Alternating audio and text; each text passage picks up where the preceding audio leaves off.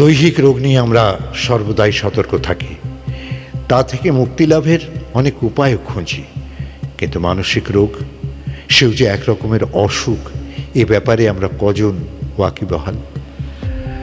দেহের যত্নের ব্যাপারে আমরা যতটা ধ্যান দিই, ততটা কি মনের যত্নের ব্যাপারে ধ্যান দিতে পারি? দীর্ঘদিন ধরে চেপে রাখা অভিমান, দুঃখ, যন্ত্রণা, অবহেলা মানুষের মানসিক স্বাস্থ্য বিকারের অন্যতম কারণ।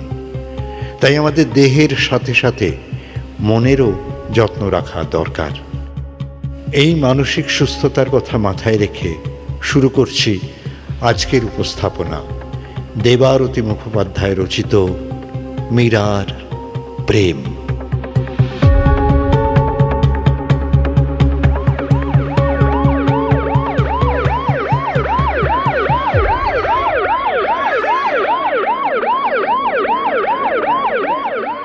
ভোর 4:30।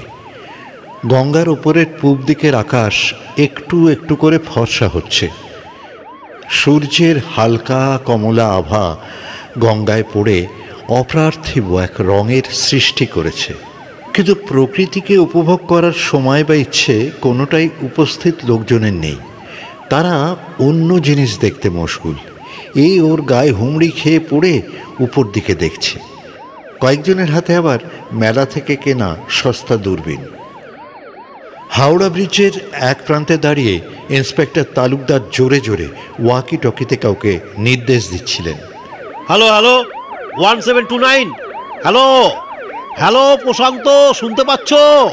শোনো, রাইটটা নিয়ে সোজা উপরে উঠে যাও, বাঁ দিকের লিভারটা দেখে।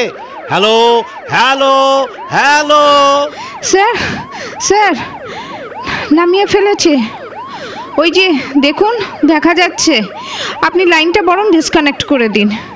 ইন্সপেক্টর ত্রিদীপ তালুকদার শশব্যস্ত হয়ে ব্রিজ থেকে অনেকটা সরে প্রায় হাওড়া স্টেশনের সামনে এসে চোখের উপর হাত রেখে দেখলেন, কনস্টেবল জয়িতা ঠিকই বলেছে।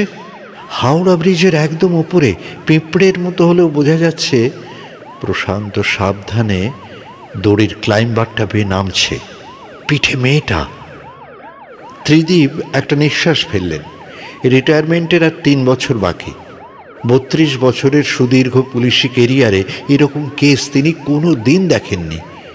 মাঝরাতের অসম্পূর্ণ ঘুমটা এতক্ষণে যেন আবার ফিরে আসতে চাইছে। চোখ দুটোকে কচলে মনের জোরে ক্লান্তিটাকে দূর করে চারপাশে তাকালেন ত্রিদীপ। আকাশ প্রায় ফর্সা হয়ে আসছে। 5টা নাগাদ ডাউন লোকালগুলো স্টেশনে ঢোকা শুরু করবে। তার আগেই এখানটা পুরো ক্লিয়ার করে ফেলতে হবে। এখনো খুব বেশি লোক জড়ো হয়নি, তবে যারা হয়েছে তারা সোৎসাহে অন্যদের ডেকে আনছে। দূরপাল্লার ট্রেনের যাত্রীরাও ভোরবেলা নেমে ভিড় করছে। অবশ্য ভিড় করবারই কথা। মাঝে মাঝে খবরের কাগজে একাধটা পাগল সবার চোখ এড়িয়ে হাওড়া ব্রিজে উঠে পড়ে, সেটা সকলেরই জানা। কিন্তু ভোর রাতে একটা ঠিকঠাক পোশাক পরা সুস্থ যুবতী, ভদ্র পরিবারের মেয়ে হাওড়া ব্রিজের টঙে উঠে দাঁড়িয়ে রয়েছে আর চিৎকার করে কাঁদছে। এ ঘটনা অভূতপূর্ব বটে।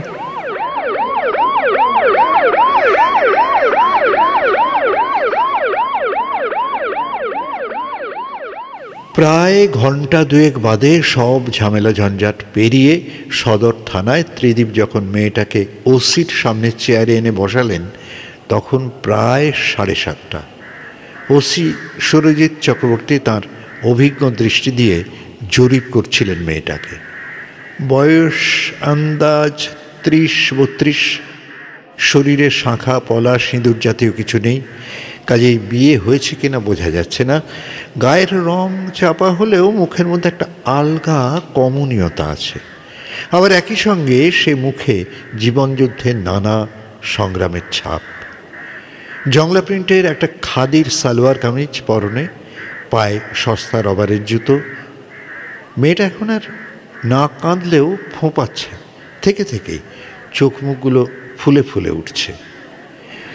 দেখে তো ভদ্র মেয়ে বলেই মনে হচ্ছে। মুশকিল হলো, এখন এই 7 সকালে মহিলা পুলিশ থানায় কেউ নেই।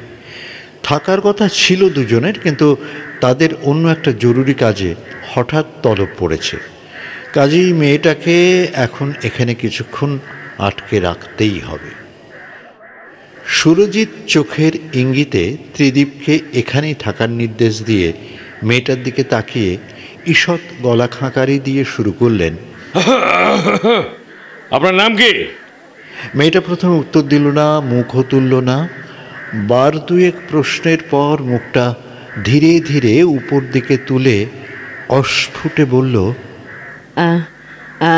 আমার নাম কানুপ্রিয়া, কানুপ্রিয়া ঘোষ, ডাকনাম মীরা। বাবা, এই যে একদম জয়দেবের গীত গোবিন্দ থেকে উঠে এসেছে। রাধার আর এক নাম কানুপ্রিয়া হলেও খুবই আনকমন নাম। সচরাচর বাঙালি পরিবারে এই নামটা খুব একটা শোনা যায় না। মেয়েটি আর যাই হোক একদম অশিক্ষিত পরিবারের নয় বলেই মনে হচ্ছে, বৈষ্ণব হয়তো। আপনি কাঁদছেন কেন? আর হাওড়া ব্রিজেই বা উঠেছিলেন কেন? আর উঠলেনই বা কি করে? মেয়েটির কান্নার দমক হঠাৎ বেড়ে গেল। এবার আর ফোঁপানি নয়, বেশ জোরে জোরে জোরে জোরে কাঁদতে কাঁদতে বলল, পারলাম না স্যার, পারলাম না। পার্থসারথীকে বাঁচাতে উঠেছিলাম স্যার, কিন্তু কিন্তু আমি পারলাম না। ও তলিয়ে গেল গঙ্গায়, ও আর নেই নেই স্যার। আমি ওকে ছাড়া বাঁচবো না, আমি বাঁচতে পারবো না স্যার ওকে ছাড়া। পরবর্তী 2 ঘন্টা ধরে খুঁচিয়ে খুঁচিয়ে জেরা করে যা জানা গেল, তাতে সুরজিৎ আর ত্রিদীপ দুজনে নড়ে চড়ে বসলেন। না, ব্যাপারটা তো অন্য কোনো পাগলের ব্রিজে ওঠার মতো কেস নয়। এতক্ষণে কনস্টেবল বাসন্তী এসে পড়েছে। সুরজিৎ মেয়েটাকে ভিতরে নিয়ে বসাতে আদেশ দিয়ে ত্রিদীপের দিকে তাকালেন। ত্রিদীপ, জলদি পুরো কেসটা লিখে ফেলো ইন ডিটেল, আর লালবাজার কন্ট্রোলে খবর দাও। ত্রিদীপ দ্রুত চিন্তা করতে লাগলেন। হাওড়া ব্রিজে উঠেছে, তারপর সঙ্গে ছেলেটা নাকি জলে ঝাঁপ দিয়েছে। এমনিতে এখানে গঙ্গার দায়িত্বে থাকেন কলকাতা পুলিশের বন্দর বিভাগের অফিসাররা, কিন্তু এই কেসটায় সেই সঙ্গে রিভার ট্রাফিক পুলিশকেও খবর দিতে হবে। ওদের আন্ডারে 22টা মতো নটিক্যাল এরিয়া আছে, আর 24 ঘন্টার জওয়ান বাহিনীও রেডি আছে। বডি খুঁজে পেতে সুবিধা হবে। ত্রিদীপ ফোনগুলো মিটিয়েই ঝড়ের গতিতে ফাইলে লিখতে বসলেন। কানুপ্রিয়া ঘোষ ওরফে মীরা, বয়স 33, অবিবাহিত, বাগবাজারে বাড়ি। বাড়িতে আছেন বাবা, মা মারা গেছেন। বাবার শ্যামবাজারে ছোটো স্টেশনারি দোকান, ভালো চলে না। কানুপ্রিয়া নিজে বাড়িতে সেলাইয়ের কাজ করে। 7-8 বছর আগে পর্যন্ত তার বিয়ের দেখাশোনা হয়েছিল, কিন্তু শেষ পর্যন্ত নানা কারণে বিয়ে হয়নি। মাস চারেক আগে ওর সাথে পরিচয় হয় পার্থসারথী বলে একটা ছেলের। পার্থসারথী হাওড়ার শালকিয়ায় থাকে, কাজ করে বেসরকারি একটা কুরিয়ারে। কানুপ্রিয়া বাবা ওদের দুজনের বিয়েতে কোনো কারণে মত না দেওয়ায় গতকাল রাতে পার্থসারথী কানুপ্রিয়ার বাড়ি গিয়ে অপমানিত হয়। রাতে ফোনে দুজনের মধ্যে মনোমালিন্য হয়। শেষে হাওড়া ব্রিজে দুজন মিট করতে আসে।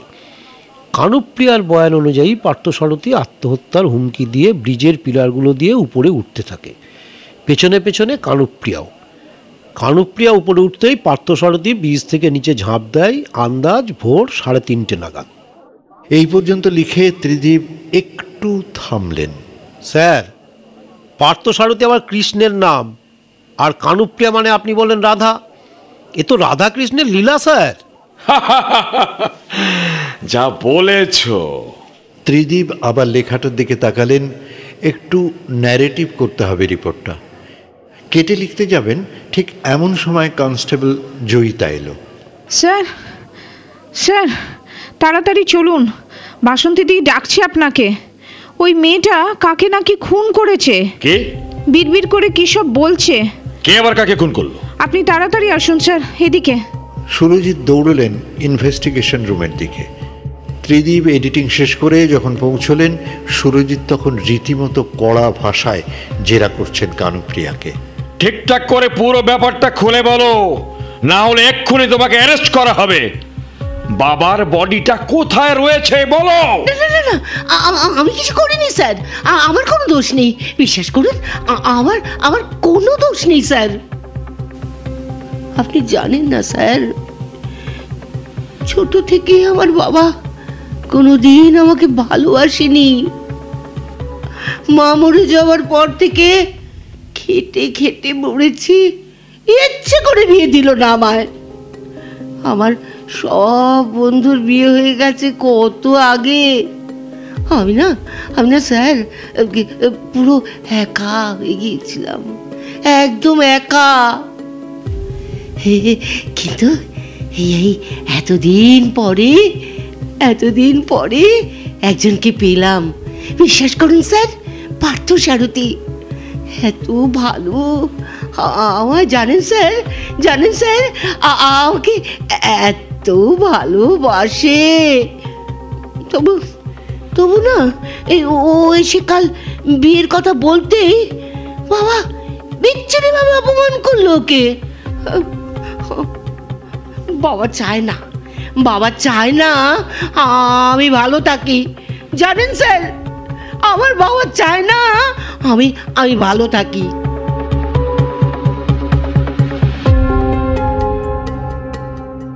সুরজিৎ ত্রিদীপের দিকে তাকিয়ে বললেন, গাড়ি বের করতে বলো, কুইক, বডি বাড়িতে আছে।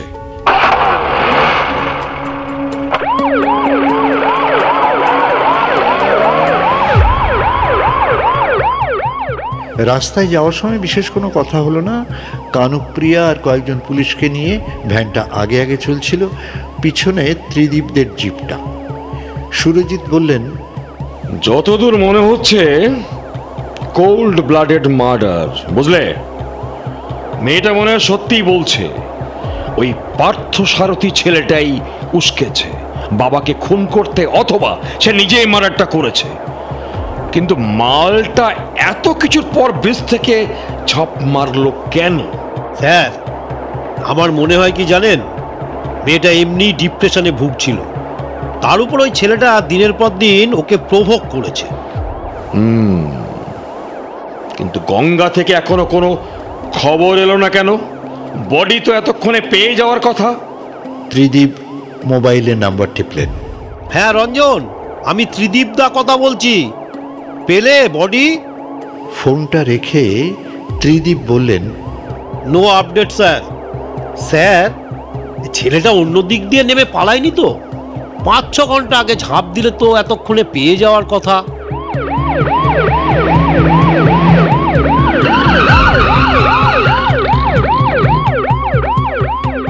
কানুপ্রিয়ার দেখানো রাস্তা অনুসারে বাগবাজারের অলিগলি পেরিয়ে যে বাড়িটার সামনে ওদের গাড়ি দুটো দাঁড়ালো, সেটাকে বাড়ি না বলে পোড়ো বাড়ি বলাই ভালো।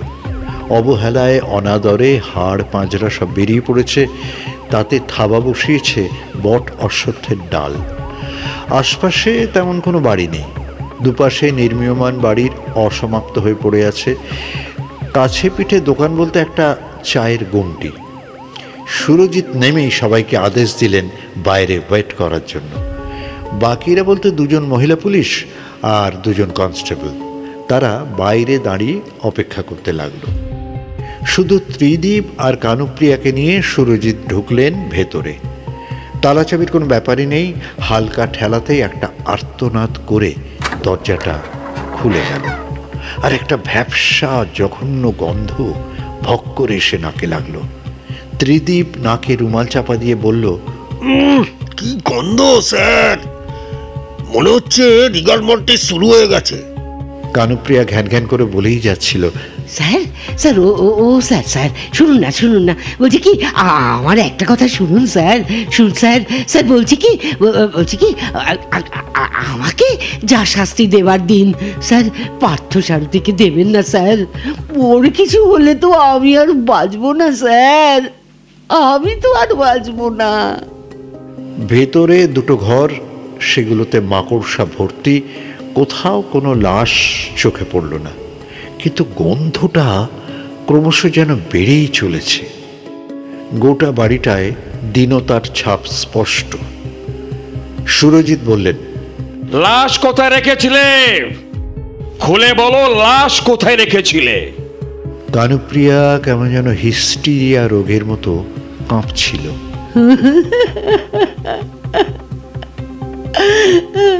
স্যার, স্যার শুনুন স্যার, আমি না এই প্রথম কারো ভালোবাসা পেয়েছি। বিশ্বাস করুন স্যার, বিশ্বাস করুন। আমার জীবনটা শেষ করে দেবেন না স্যার। আমি আপনার পায়ে পড়ি, আপনার দুটি পায়ে পড়ি স্যার, আপনার দুটি পায়ে পড়ি। বডিটা কোথায় রেখেছো? কানুপ্রিয়া ভয়ে ভয়ে রান্নাঘরের দিকে আঙুল তুলতে দুজনে এগিয়ে গেলেন রান্নাঘরের দিকে। কানুপ্রিয়াও পেছন পেছন যাচ্ছিল। হঠাৎ পেছন থেকে কাঁধে কার স্পর্শ পেয়ে মুখ ফিরিয়ে দেখে পার্থসারথী। কানুপ্রিয়ার চোখ দুটো আনন্দে বড় বড় হয়ে উঠল। আজন্ম উপসী শরীরটা সামান্য পুরুষ স্পর্শে কেঁপে উঠল। উদ্ভাসিত হয়ে জড়িয়ে ধরল পার্থসারথীকে। পার্থ, তুমি ফিরে এসেছো? তোমার কিছু হয়নি তো সোনা? তুমি আমাকে ছেড়ে কোথায় ছিলে বলো তো? কোথায় চলে গেছিলে আমাকে ছেড়ে? পার্থসারথী ওকে জড়িয়ে ধরে বলল, না না, তোমাকে ছেড়ে কি আমি কোথাও যেতে পারি? মীরা, আমার কথাটা মন দিয়ে শোনো। এই পুলিশ দুটোর জন্য কিন্তু আমাদের বিয়েটা হবে না মীরা। না না না না, সে কিছুতে হতে পারে না। না না না, আমি তোমাকে ছাড়া বাঁচবো না, আমি তোমাকে ছাড়া বাঁচবো না। দেখো, তুমি কেন কাল আমার সঙ্গে ঝগড়া করে বললে মরে যাবে? কেন বললে বলো? হ্যাঁ, কেন বললে? আরে বাবা, সে তো রাগের কথা। তোমার বাবা যেমন আমাদের সম্পর্কটাকে তোমার মাথার দোষ বলে উড়িয়ে দিয়েছিল, এরাও কিন্তু তেমনই দেবে। উল্টে তোমায় অ্যারেস্ট করবে। মীরা, আমাদের সেই স্বপ্নের সংসারটা, মীরা, সেই সংসারটা আর কোনোদিনও তৈরি হবে না। তৈরি হতে দেবে না? তৈরি হতে দেবে না? না না না না না না না, সেটা আমি কিছুতেই হতে দেব না পার্থ, কিছুতেই না। তোমাকে আমার থেকে কেউ কেড়ে নিতে পারবে না, কাউকে আমি কেড়ে নিতে দেব না। তবে যাও মীরা, এক্ষুনি যাও। যে বটিটা দিয়ে কাল বাবার গলায় কোপ মেরেছিলে, সেটা নিয়ে শেষ করে দাও এই দুজনকে।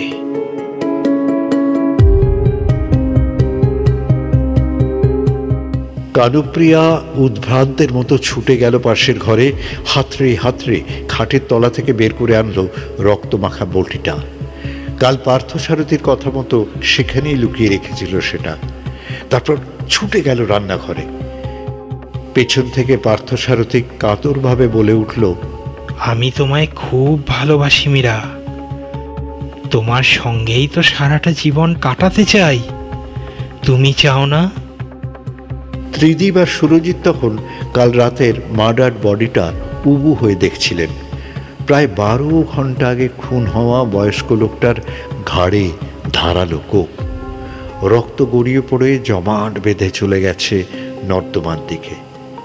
ত্রিদীপ সুরজিৎকে বলতে গেলেন, ঘাড়ে ওই কোপটা দেখে আমার মনে হচ্ছে ওটা স্যার কাটারির কোপ হতে পারে। কিন্তু কথাটা শেষ করতে পারার আগেই জান্তব একটা চিৎকার করে বটিটা নিয়ে পেছন থেকে ঝাঁপিয়ে পড়ে কানুপ্রিয়া। ত্রিদীপের ঘাড়ে একটা কোপ চালিয়ে বটিটাকে বসিয়ে দিল। অস্ফুট একটা আর্তনাদ করে ত্রিদীপ লুটিয়ে পড়লেন কাল রাতের মৃতদেহটার একেবারে পাশে। সুরজিৎ এক ঝলক ত্রিদীপের দিকে তাকিয়ে রিভলভারটা বার করে সোজা গুলি চালালেন। পরপর দুবার নির্ভুল লক্ষ্যে সে দুটো গিয়ে একটা ফুঁড়ে দিল কানুপ্রিয়ার বুকের পাঁজরগুলোকে, অন্যটা ডান হাতের কবজিতে। গোটা রান্নাঘরটা রক্তে ভেসে যাচ্ছিল, আর তার মধ্যেই চোখ ঝাপসা হয়ে আসছিল ত্রিদীপের। সুরজিৎ হুইসেল বাজিয়ে দিয়েছিলেন, ছুটে এসেছে অন্যরা। জ্ঞান হারাবার আগে ত্রিদীপ দেখলেন কানুপ্রিয়ার বুক থেকে রক্ত ছুলকে বেরোচ্ছে। মহিলা পুলিশ দুজন ধরাধরি করে নিয়ে যাচ্ছে ওকে। তার মধ্যেও কানুপ্রিয়া গোঙাতে গোঙাতে বিকৃতভাবে বলছে, আমার পাগলামি, আমার কল্পনা, তাই না? এত এত সুন্দর রাজপুত্রের মতো বর হবে আমার, আর আর কেউ কেউ হিংসায় সহ্য করতে পারছে না। আমি আমি আমি আমি সব বুঝি, সব বুঝি। আমার জন্য, শুধু শুধু আমার জন্য। সোনা, তুমি তুমি তুমি গঙ্গায় ঝাঁপ দিয়েও বেঁচে ফিরে এসেছো। এত এত ভালো আমায় কেউ কোনো দিন বাসেনি গো, কেউ কোনো দিন বাসেনি। আরে বাবা বলছিল তুমি নাকি নেই। সব সব সব সব হিংসা, হিংসা। দিয়েছি, সবাইকে শেষ করে দিয়েছি, সব কটাকে শেষ করে দিয়েছি।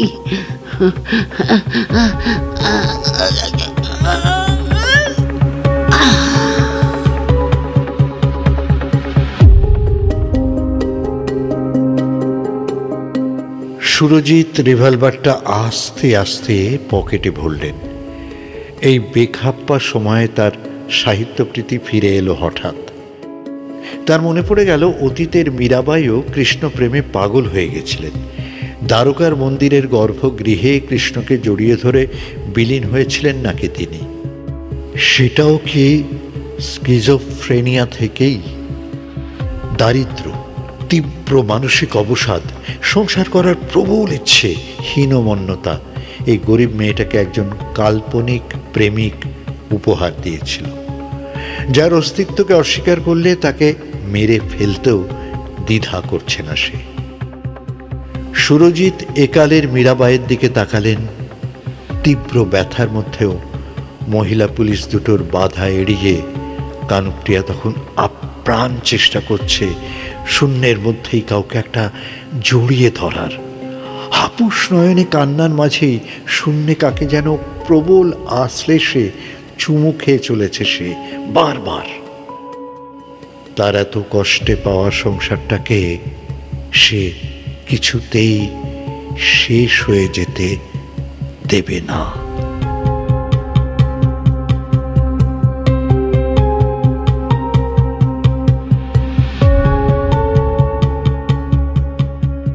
সুতরাং বোঝা গেল যে শুধু শরীর নয়, মনও এক শক্তিশালী বিষয়, যাকে নিয়ন্ত্রণে রাখা আমাদের প্রতিনিয়ত প্রয়োজন। না হলে জীবন হয়ে উঠবে যন্ত্রণাময়, বিপর্যস্ত। আশা করি আজকের কাহিনী তোমাদের ভালো লেগেছে। যদি ভালো লেগে থাকে তোমার সমস্ত বন্ধুবান্ধবের সাথে ভিডিওটা শেয়ার করো এবং আমাদের চ্যানেলটাকেও সাবস্ক্রাইব করতে ভুলো না। তাহলে আবার আসছি আগামী সপ্তাহে।